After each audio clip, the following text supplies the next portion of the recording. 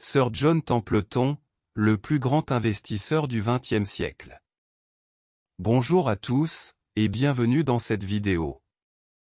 Aujourd'hui, nous allons explorer la vie remarquable et la sagesse de Sir John Templeton, considéré comme le plus grand investisseur du XXe siècle. Mais au-delà de son succès financier, Sir John Templeton était un philanthrope, un chercheur spirituel, et une véritable source d'inspiration. Nous plongerons dans son parcours incroyable, y compris comment il a surmonté la peur et les défis. Alors, plongeons dans cette histoire fascinante pour découvrir les secrets de cette personnalité extraordinaire. Sir John Templeton était un homme d'affaires, un investisseur, un philanthrope et un auteur renommé. Il est principalement connu pour sa réussite en tant qu'investisseur et est souvent désigné comme l'un des plus grands investisseurs du XXe siècle. Il a fondé le Templeton Growth Fund en 1954, qui est devenu l'un des fonds communs de placement les plus performants au monde. Et il est le créateur du prix Templeton de $1 million. Ce qui distingue Sir John Templeton, c'est son approche de l'investissement. Il était un investisseur contrariant, ce qui signifie qu'il cherchait des opportunités là où d'autres ne le faisaient pas, souvent en investissant dans des actions de sociétés à l'étranger et en sous-évaluant des marchés. Sa philosophie était basée sur la recherche de valeur à long terme et la recherche de la croissance à long terme plutôt que sur le trading à court terme. En plus de ses réussites en tant qu'investisseur, Sir John Templeton était également un homme de foi et de philanthropie. Il a créé la fondation John Templeton, qui soutient la recherche dans le domaine de la spiritualité et de la science, ainsi que des projets philanthropiques à travers le monde.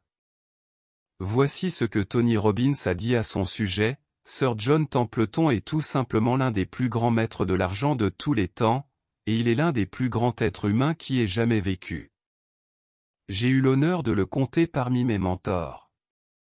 Sa devise était: nous en savons si peu, nous désirons tant apprendre.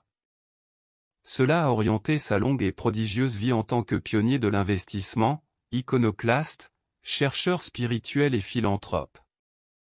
En 1972, il a créé le plus grand prix annuel du monde remis à un individu, une bourse d'une somme plus élevée qu'on accorde aux lauréats d'un prix Nobel, honorant des réalisations spirituelles. Mère Teresa a été la première à recevoir le prix Templeton. Sa fondation a aussi financé la recherche en sciences et en technologie. En 1987, la reine Elisabeth II a anobli Sir John Templeton en reconnaissance de sa contribution exceptionnelle à l'humanité, notamment pour ses activités philanthropiques et son engagement envers la recherche spirituelle. Cette distinction honorifique l'a élevé au rang de chevalier, lui conférant ainsi le titre honorifique de Sir. Il s'agissait d'une reconnaissance officielle de ses réalisations et de l'impact positif qu'il a eu sur la société. Jusqu'à sa mort en 2008, à l'âge de 95 ans, Sir John Templeton a continué à donner des conférences, à écrire et à inspirer des millions de gens avec son humble message d'intégrité, d'entrepreneuriat et de foi. Sa philosophie était que les qualités qui font d'un individu un grand investisseur peuvent également en faire un grand être humain. Voici ce qu'il a dit lors d'une entrevue accordée à Tony Robbins quelques mois avant son décès. Si un homme a la réputation de ne pas être digne de confiance, les gens le fuiront. Son entreprise fera faillite. Mais si un homme a des principes moraux élevés, des principes spirituels élevés, il tentera de surpasser les attentes de ses clients et de ses employés. Et il sera populaire. Il aura davantage des clients. Son entreprise sera rentable. Il fera davantage de bien dans le monde, de ce fait, il deviendra plus prospère, il aura plus d'amis et il sera plus respecté. Voici comment il définit le secret du succès. Donnez toujours plus qu'on attend de vous, traitez les autres plus que justement, c'est le secret du succès. Ne tentez jamais de profiter d'autrui ou de freiner quelqu'un dans son épanouissement personnel. Plus vous aiderez les autres, plus vous serez prospère. Sa politique d'épargne était la suivante: il épargnait avec sa femme 50 centimes de chaque dollar qu'il gagnait dans le but de constituer des actifs pour financer leur retraite et leurs activités philanthropiques. Par conséquent, avec 2 salaires pour les 2 conjoints, ils vivaient, lui et sa femme d'un salaire, et gardaient l'autre salaire pour l'épargne et l'investissement. Comment Sir John Templeton a surmonté sa peur? Tony Robbins lui a posé la question suivante: Sir John, il y a tant de peur de nos jours dans toutes les couches de la société. Comment affrontez-vous la peur? Voici sa réponse. Pour surmonter la peur, la meilleure chose à faire est de se montrer extraordinairement reconnaissant. Si vous vous levez chaque matin et pensez à 5 nouvelles choses envers lesquelles vous pouvez être reconnaissant, il est peu probable que vous éprouviez de la peur.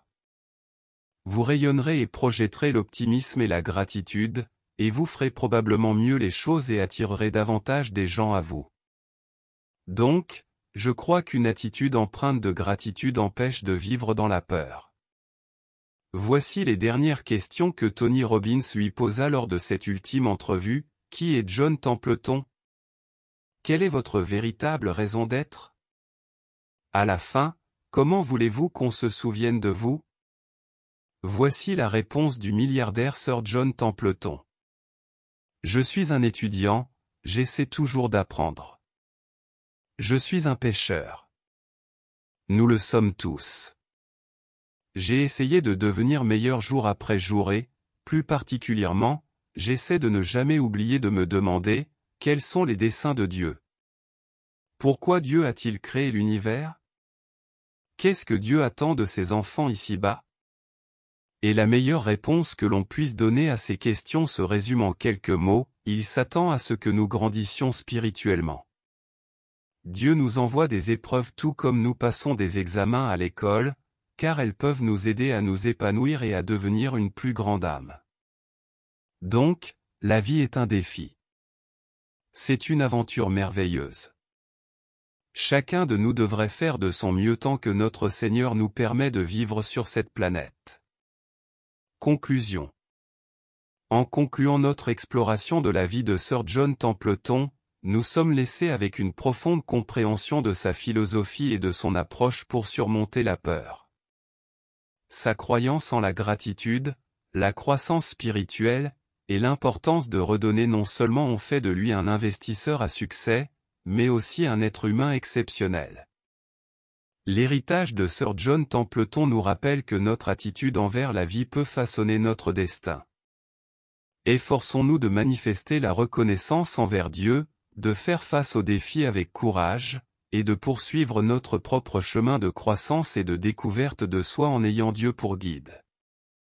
Merci de vous joindre à nous pour rendre hommage à cette personnalité remarquable. Si cette histoire de Sir John Templeton vous a captivé autant que nous l'avons été, alors vous ne voudrez pas manquer nos prochaines explorations de personnalités inspirantes. Restez fidèles à notre chaîne pour découvrir les vies extraordinaires et les leçons de vie de nombreuses autres personnes qui ont laissé une marque indélébile dans le monde.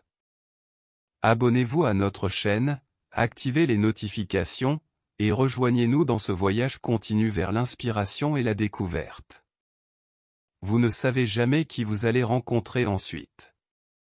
Merci de faire partie de notre communauté et à bientôt pour de nouvelles aventures inspirantes.